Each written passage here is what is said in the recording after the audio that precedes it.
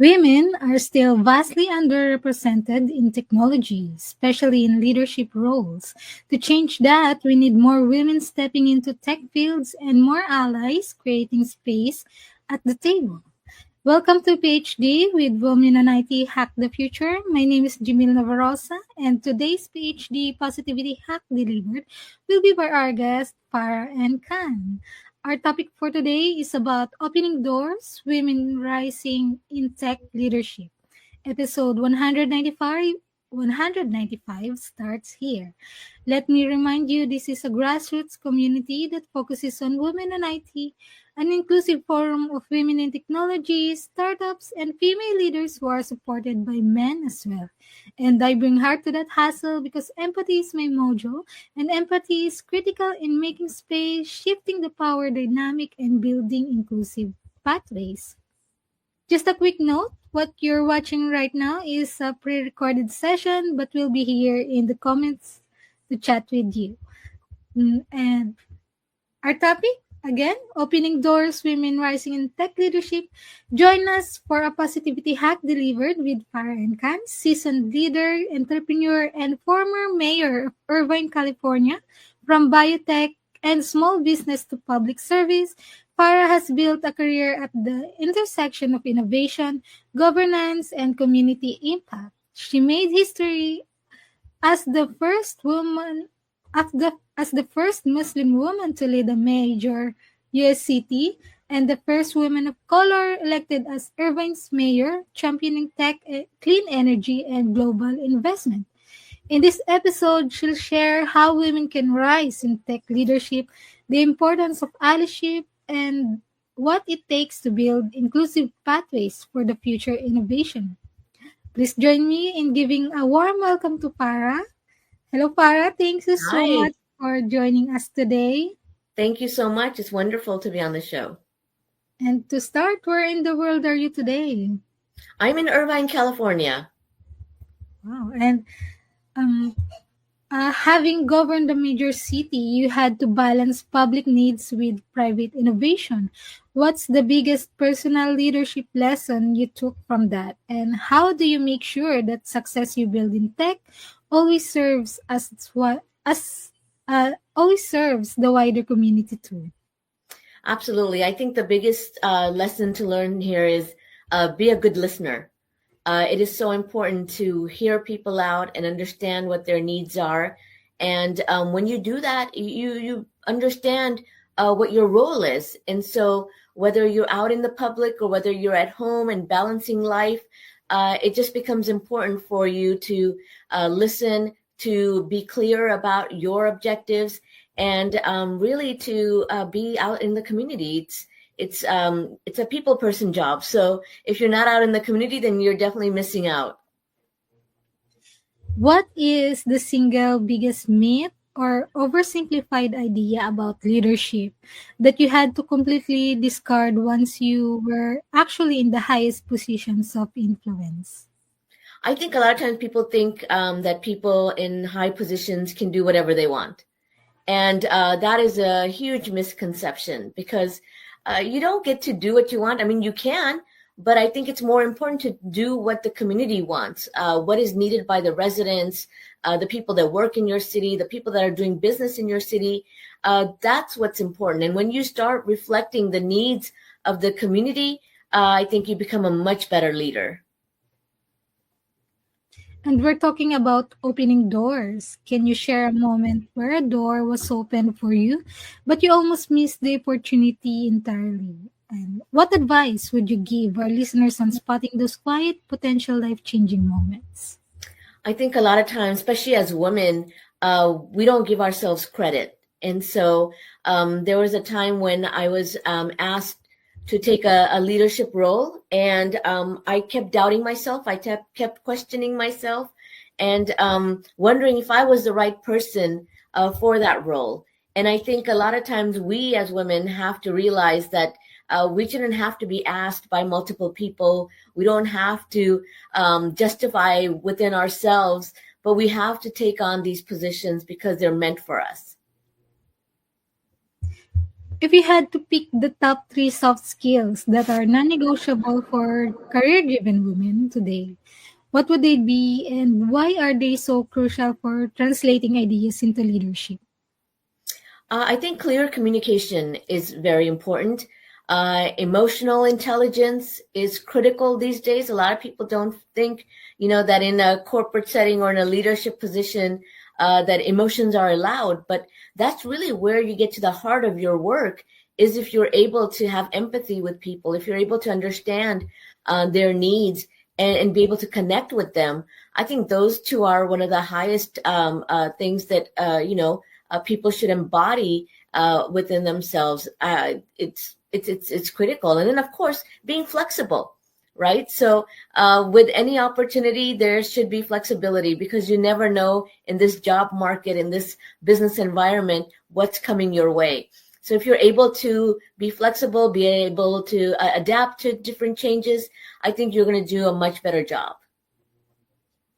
When faced with a complex, multi-faceted problem, like balancing regulation with innovation, what is your personal go-to strategy or framework for breaking it down and finding an innovative solution? For me, because I come from biotech background, it was very important to always look for the root cause of any problem. So when you're dealing with problems, it's important to kind of take a step back and peel those layers of what's going on and figure out what is at the root of it. Because if you don't get to the root of the problem, most of the times we are only fixing or finding solutions for a minimal portion of the problem. And that's why it keeps repeating itself. That's why it keeps coming back. And so for us, it's important that we actually take the time to understand what is the main cause and then deal with that cause. Because for me, every time I've done that, I've been able to move on much faster. What specific advice would you give to women who are looking to kickstart their career in tech or take that first brave step into an entrepreneurial journey? Understand what you want to do. Knowledge is key. These days, especially now globally, we're seeing that women are still not regarded for their talent and their experience. So we have to work twice or three times as hard. Especially women of color have to prove themselves even more. So I say, whether you're going into a job position, whether you're starting your own startup, understand exactly what you want and then set your goals and then go out there and do it. It's no one is going to be there sometimes to hold your hand or to encourage you. So you have to encourage yourself, and you have to be able to tell yourself why you're doing this. And yeah, just be resilient. In a high impact career like yours, boundaries are essential. What's the most important thing you've learned about saying no, not just to save time, but to clear a purpose driven path for the biggest things you want to achieve? And saying no is a lot of times very difficult, right? Because we are always the ones that feel like we can solve the problem, we can do everything. But it is important, because depending on what you're tasked with, understand that you can always delegate something by saying no. You can always say no because you don't feel comfortable doing it. And that's okay. I think we have to teach ourselves more and more often that saying no is okay. If we're not comfortable with it, if we don't feel like, we want to do it, maybe it's just not even the right time for us, that it's okay to say no, and then maybe even just hand off something to someone else. And always don't feel like bad about it. You don't feel like you've done something wrong.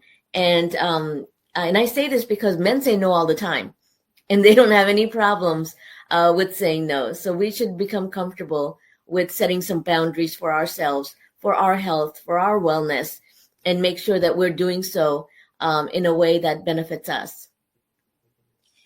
We know allyship is vital, but sometimes it stays superficial. What is one uncomfortable boundary stretching action you wish an executive ally would take this week to truly create equity? And how can they overcome the fear of getting it wrong? That's an interesting question. Um, I think, what I would love to see is people not be so performative in their actions.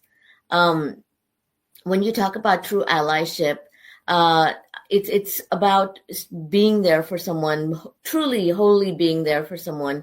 And what we see a lot of times is a bit of a performative action, and that means that people are doing something just for the performance of it. There's no true value behind it. There's no true intention. And I think for us, it's important that we would love to see people, I would love to see people that actually take action and mean it, so that it's not just performative, but it has an impact. A lot of times the performative actions are just there for the time being, but they don't have any real impact. And so when you do something with real impact, you'll see the changes, you'll see how it affects someone else, and you'll see the difference there. And so, without impact, it's not really much of an allyship. It's not much of an action. I think it's important that, people understand that these days, especially, a lot of people are looking for someone that is going to actually stand up for them, that is going to speak out for them and have their back. That's true allyship. That's good. And how do you advise women leaders today to ensure the cutting edge tech and growth they are championing is driven by a genuine sense of purpose and benefits the lives of people rather than just chasing market trends? So I always tell startup, anytime that I'm meeting with them, that you gotta have, you have all these questions that you answer of why you're starting your new business. But one important question is, how will this impact people? Right? So if whatever product you have or service you have, is it actually going to improve the lives of individuals, even if it's a small group of individuals? If there is some sort of an impact, then you know you're on the right way. If there's no impact and you're just doing it because it's going to be financially gaining for you, I suggest not do it, because it's not going to. Money isn't everything in life. It's not going to give you the fulfillment that you need, and that comes from doing something that positively impacts an individual, that makes their life a little bit better, that really shows that, when we're looking at technology, we're looking at it from a lens of humanity. And then I think the more of us do that, the better this world will be. That's very nice quote. And what's one unfair or outdated rule or process, what we call organizational clutter, you quickly identify and remove because it was slowing down or holding back women and minority groups? Oh, I think one of the ones that really stick out to me is that we need validation. And I think for women, it's like we need validation from men. And for minorities, it's that we need validation from our white counterparts. And that's not true. And I think that does slow us down, that does hold us back. When I ran for office, or when I applied for jobs, or started my own business, I did so validating myself. There was no one that was telling me, yes, you can do it. Yes, you're going to make it. But it was a self-validation. And I think a lot of us wait for someone else to validate us. And we don't need that. Like I said, if you have that purpose, if you have that drive, if you have that passion to do something, then you go out there and do it. And it's you do it for yourself, you do it for your family, you do it for the community, but you don't need that validation from outside. Tech visibility has changed since the pandemic. What's your best advice for for women leaders on purposely establishing visibility and building authentic relationships when so much of the professional world is now hybrid or remote?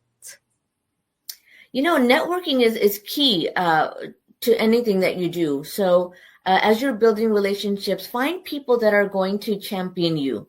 There's a lot of people that you can network with, but there's only a few that are actually there to support you, that will be there during your difficult times, that will actually open doors for you. So find those people. And it doesn't have to be a large group. It can be a small group of people. And it could be 2 or 3 people. But those folks are the ones that, you really want to have as your allies, as your mentors, as your close-knit network group, because they're there for your success. And so even in the age of remote work and virtual meetings, reach out to people, make connections, use the chat to get connected with folks, give them your contact, have those phone calls afterwards, have those meetings afterwards if it's possible. Because at the end of the day, face-to-face contact and actual voice conversations are so much important. They don't replace the virtual world that we're in. They don't replace the transactions we do online. So I highly recommend that you always stay in touch with someone. You speak about creating space at the table. If you could give us a blueprint for the ideal table for the future tech leadership, what kind of environment or culture should we all be working to build right now? Gosh, my ideal table would be 50% women and I would say 50% or more, maybe 70% people of color. I think that's the ideal table where you have the diversity that reflects our world, because technology is global. The work that we're doing is global. And so to be at that table, or to have people at that table, I would want people from all walks of life, from all over the world. But 50% for sure have to be women, because that global number of women in tech is so low right now. And it's very disappointing. Irvine is known for innovation. What is one practical takeaway or a specific successful initiative from the Irvine ecosystem that you think other cities could adopt to genuinely nurture inclusive growth and female leadership? Absolutely. So for Irvine, it was very important for us to really look at how we wanted our technology sectors to grow. And so we have a diverse group of businesses that are here that call Irvine their home. But the major ones seem to be medtech, gaming, your electric vehicles are a big one. Clean energy is a big one. And so as we're talking to all of these businesses, we're going in and making sure that they have all the resources that they need. But more importantly, we're meeting with the people that work there. And I'm really proud to say that when I walk in to a lot of our companies, that I do see women there. And I know that, with our college UCI, which is right here in Irvine, we're seeing a lot more women to technology roles. So I know that the role of women in technology is growing, not as fast as it should be, but where the lacking is really where it comes to leadership in technology, right? So when you're talking about higher level roles, when you're talking about C-suite roles, that's where we see a drop when it comes to women. And I think one of the things that we really want to see more and more of is that women are achieving those roles, that those doors are opening for them. And one of the companies that we have here really is training women for those roles. So I think one of the takeaways that other cities can take from Irvine is really having a strong connection with your technology ecosystem, having a strong connection with those that are working in your city and understanding their needs, and then being able to leverage whether it's your educational institutions or others to open those doors and make sure that women that are achieving their goals have somewhere to go when it comes to leadership roles, because that's going to be critical moving forward. When we talk about equity in the workplace, it starts with us nurturing the next generation of leaders, and many of those leaders are women. How do you distinguish between legitimate business feedback and feedback that is unconsciously or consciously biased against women in leadership? Oh, that's a tough one. It happens all the time. And it happens in a very subtle way that sometimes you don't even realize it until after the fact. And so for women, I think it's important to listen clearly. And when you feel that you are being discredited or discounted, to speak up and let the person know that, what they said is unacceptable. I think it starts with us letting them know what is right and what is wrong. And, for years, we've had to deal with this. We've had to deal with this implicit bias. And it shows up in, us being seen as not in those leadership roles, not as the aggressive ones. And leadership is not about being aggressive. It's not about how big you look or how aggressive you are or how,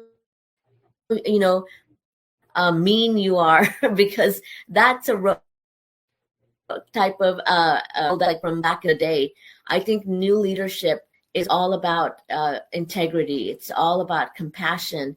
It's all about understanding. And it's a team effort. So you are leading, but you're also building that team, and you're building us for success, and leadership looks like. And so, that's the type of leadership that I tell women all the time, like, you don't have to act like a man to be in leadership. And that's really doing a disservice to all of us. And so be strong in who you are, be your authentic self. Don't discredit who you are and how you lead, but also call out when you hear something that is not right. We have to put an end to it somehow, and it won't stop unless we start speaking out. And I would also add that, our male allies, that if you hear or see implicit bias, you need to be our ally and speak up and be there for us, because just as much as it is our job to make sure it's not happening, it's your job as well. What is the most challenging vulnerability you have intentionally displayed to your team, and what was the resulting shift in team dynamics?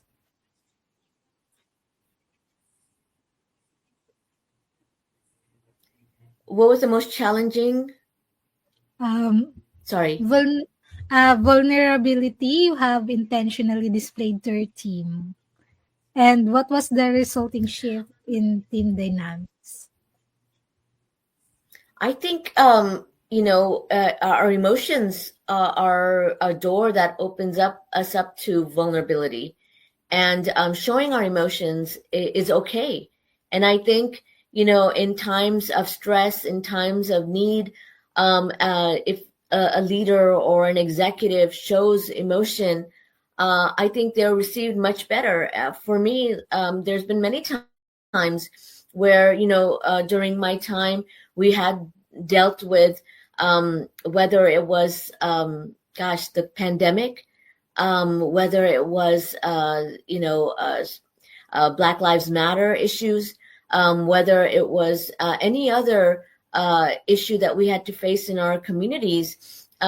Me being there for people, showing emotion, showing that I was just like them, that, what they were facing was what I was facing, or what they were facing is something that I understood and cared about. was a turning point of people respecting me and also trusting me. So there's this trust that builds when you connect with people in an emotional manner. And so I think that sometimes what we consider our vulnerabilities are actually our strengths, and we have to use them more often because people, and I will say myself as well, that when I meet someone and I see that they are emotionally connected to me, I resonate better with them. And so, it's again, it's that idea that as a leader or as an executive, you have to always be strong. You have to show that you're not affected by anything. Kind of builds that wall between you and others. And so I say, open up, show people how human you are, because that's going to connect you more with them. Dr. Farah, you are very inspiring, and this conversation is very inspiring, and you are the very role model of women in technology. Do you have any female leader that you initially admired but later realized had a flawed approach to diversity or mentorship? And how did that change your own philosophy? Gosh, so when it comes to leadership and politics, I think it was a few women, that I considered to be mentors that I looked up to, and but also in politics, it's difficult because it's like it's a different kind of sport, right? So it's for me, I felt I took it like a job. So I wanted to come in, I wanted to do some work, I wanted to make lives better. I wanted to improve our systems, our businesses, our transportation, make housing more affordable, and then be done with it. Whereas some people take this as to see that sometimes work would not get done just for a person's longevity in an office. And so that was really disappointing for me. It was just, why would we elongate the suffering of people just so we can be in that seat longer, that we can keep repeating the same issues over and over again and say that we were going to solve them, but not have the intention of solving them. And so I think that is something that was an eye-opener for me, and I didn't appreciate it. But however, on the private side, I think it's wonderful to be able to, set your goals and complete them, knowing that the impact that you're going to have on people is going to be direct. And so I think for me, especially when I'm looking for women that I want to admire or that I want to look up to, I'm looking for those that are actually making a difference in lives, that are changing the world for better. And it doesn't have to be something big; it can be something very small, but it has to be something, right? And so I look back and I think about Shirley Chisholm, who ran for president back in the day when women weren't running for president here. And she has a very interesting quote where she says that, if they don't give you a seat at the table, you just bring a folding chair and take a seat at that table. And I always love that quote because it reminds me that not always are you going to get invited to sit at that table. Not always are you going to find that seat waiting for you. Sometimes you just have to bring your own chair and make room at the table, because that's one of the ways that we make change is we insert ourselves. It is. That's very correct. And I really agree. And speaking of people, is there a particular person who you are deeply grateful for who helped clear a path for you? And could you share a quick, inspiring story about that connection? Sure, I'll tell you one that's very recent. So, coming out of office, I would say, and it's inspiring because the chief operating officer of the company that I work for reached out and was interested in seeing what I was going to do next. And so I was having conversations with him, and I was really taken aback because I felt that there was really not much going on. He stepped in and he said, you know what, I believe in the work that you do and I want you to continue that work, and wanted to hire me on for the position. And not only hired me on, but also saw the potential in bringing me into the C-suite level. And that's John Young. And I'm grateful for him and thank him because he saw what many others maybe didn't, and he took that chance when many others maybe didn't want to, because when you're in politics and you come out, everyone thinks you're very political. But that's, again, for me, that was a job that I did, and so I'm grateful that he was able to overcome everything and see that I would put my 100% into the company, and that I would be doing what I needed to do to make it successful. And so sometimes people surprise you, and this one was very pleasantly a surprise for me.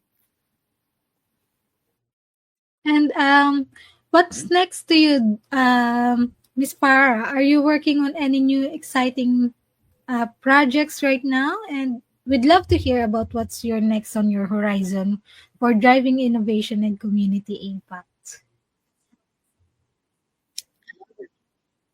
Yes. So right now, I'm working with Quantum Emotion, and this is an exciting company because, and I always tell people, and I start with this because it's important to understand the context. A lot of us lived through Y2K, and I remember, the next day in January, my mom said to me, what happened? You were talking about Y2K for over a year,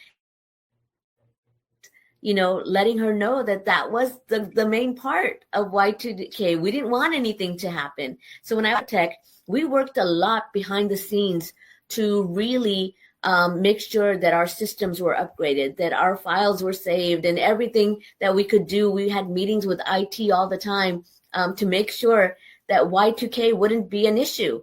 And so a lot of the public that didn't have that type of work thought it was as nothing. We were making a big deal out of nothing, but that was the goal, to not have anything happen. And I see the same thing about Q Day, which is Quantum Day. Literally, it's like a digital disaster day. And it's really about what's happening right now. So people have cybersecurity, but we have people that are able to harvest data. They might not be able to decrypt it right now, but they're holding on to it because they know that in a few years, they're going to have access to quantum computers, and those will break through any encryption that we have right now. And so quantum emotion has a patented technology that is going to not only restrict people from harvesting the data now, but also stop them from decrypting it when quantum computing becomes available. And that's because they're using quantum random number generation. And so with that, it means that as they're trying to decrypt it, the numbers are all constantly changing. So you're never really able to decrypt the data. And that's the kind of security that we are working on right now. And I say this because a lot of people, again, don't take this as a big deal, but it is a big deal. Can you imagine all the people that have harvested data right now, had access, but in a few years that will become available? That means all our information is available. And what are we going to do at that time? How are we going to retrieve that data back? We obviously can't. But what we can do is protect ourselves for that future. And again, we don't want Q Day to be the day that there's digital disaster. We want it to be a day that nothing happens. But that only happens when we're proactively securing our data today. So I'm super excited about the work we're doing with Quantum Emotion.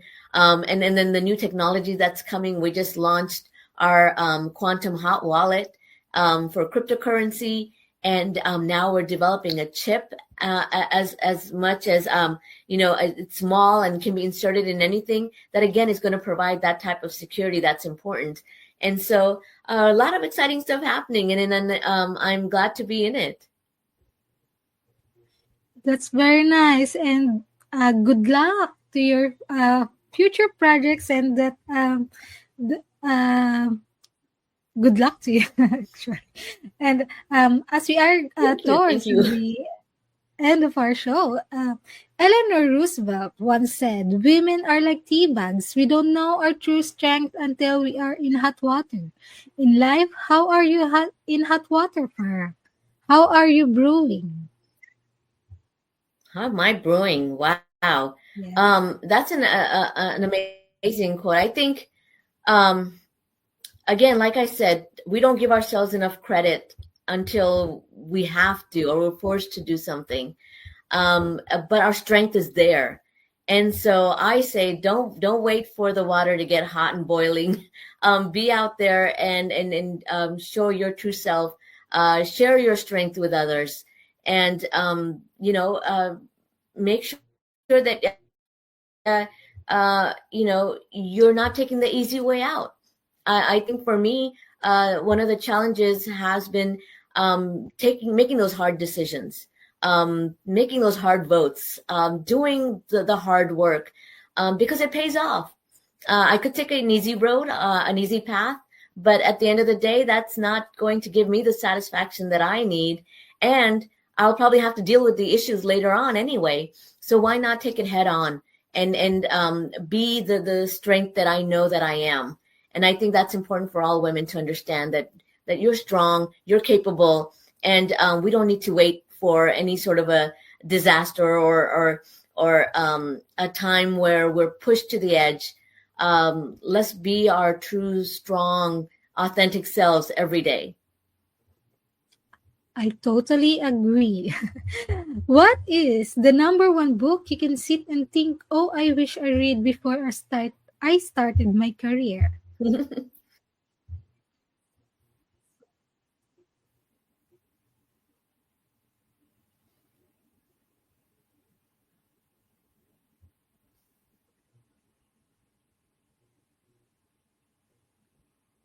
Hello, can you hear me?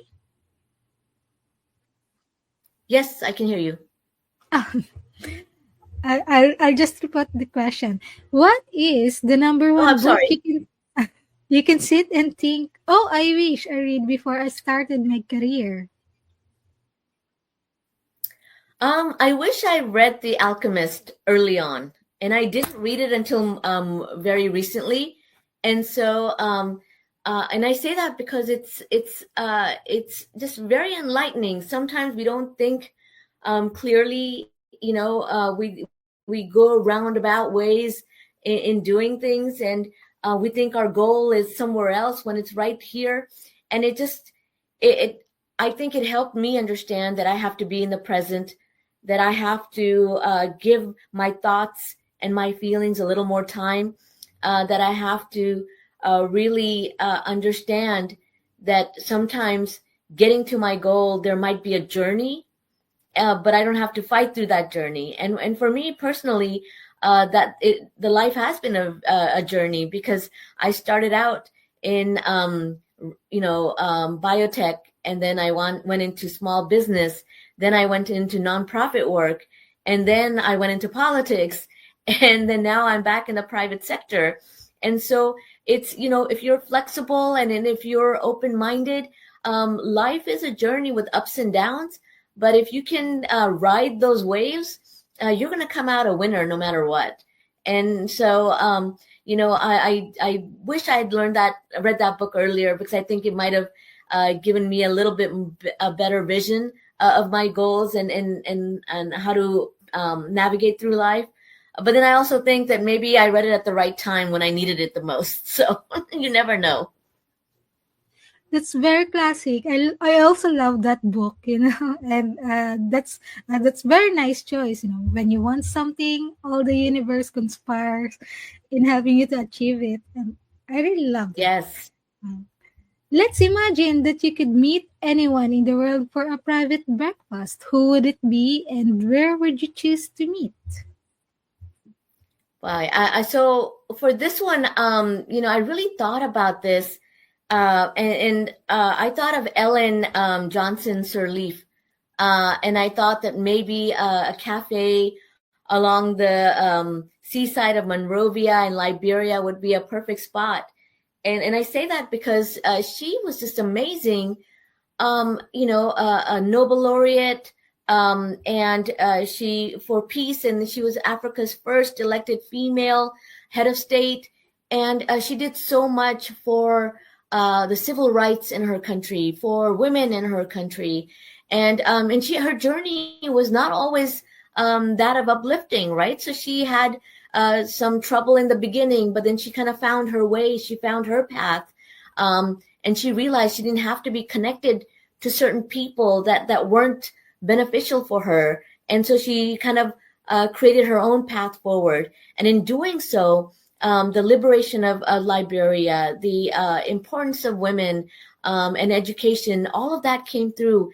And so I love her story because, she did what was needed to be done, and she did it with integrity, but not before some stumbling blocks. So it's important for us to also know that we're not required to be perfect all the time. We learn from our mistakes. We learn, from choices that we make. And so always know that, whatever you've done in the past or whatever mistakes been made, there's a path forward that you haven't paved yet. And so I would love to have that conversation with her, to hear what she did within herself to kind of go beyond her mistakes and to lead in a way that made a difference in that country and for its people. And I think that's something that we all can learn from, is, we don't have to be stuck in our decisions today, that we can build a better vision and future for ourselves. And it's always okay to move on and not be held back by our past. Oh, that's very nice. And lastly, can you please give us your favorite life lesson quote? Oh, this one has to be from Maya Angelou, and then I love this one because it's so real, and it's similar to the discussions we've had in this conversation, and it's like I learned that people will forget what you said, people will forget what you did, but people will never forget how you made them feel. And again, it comes back to that emotional intelligence part of us. It's that human connection.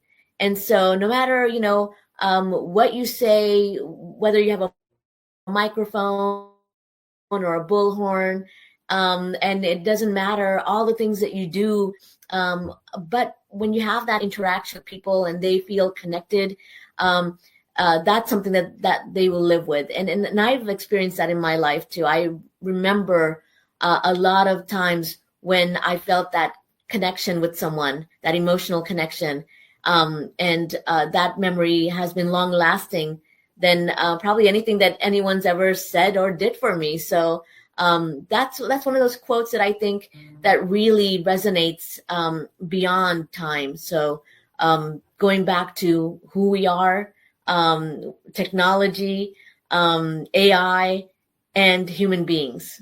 And it's always going to come down to us being our true selves. Thank you so much, Para, for joining us today. This conversation is very inspiring and very helpful to our women in technology. And that's it from 195 of PhD Livestream. Thanks to our guests, Para and Khan. To stay updated and ensure you never miss a positivity hack delivered, Follow Women in IT and turn on notifications to be alerted once a video has been released. Stay tuned for our next episode and more details will be announced soon. And thank you for our fabulous team, Gracie, Marian, and Natalie. As always, our positivity quote comes from positive thinking only and goes look for something positive in each day. Even if some days you have to look a little harder. Today is your day. Hack the future, hack the positivity you want. Thank you so much.